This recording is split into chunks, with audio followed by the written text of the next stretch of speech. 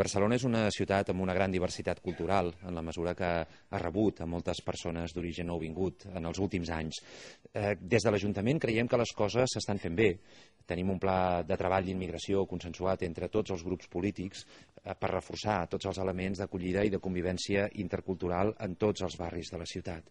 Més enllà del que és la política municipal, volem que Barcelona sigui un referent de drets humans a escala europea i internacional, i això entra en contradicció amb alguns elements de la política estatal i europea d'immigració.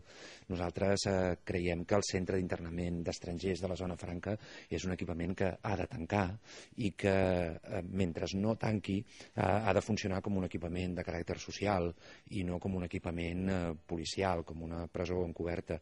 Ens sembla que emigrar no és en cap cas un delicte, és una necessitat social i per tant s'ha d'abordar des de mecanismes potents de regularització i de respecte escrupolós pels drets humans. En aquest mateix sentit nosaltres ens hi hem oposat a la Directiva Europea de Retorns.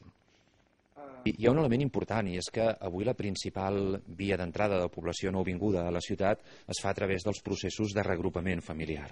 Això és una bona notícia perquè és una via d'entrada de caràcter regular i sobre la qual l'Ajuntament podem tenir una intervenció en el país d'origen d'aquestes persones i sobretot generant unes bones condicions d'acollida, és a dir, fent un treball social en el terreny de l'habitatge, educatiu, de la inserció laboral.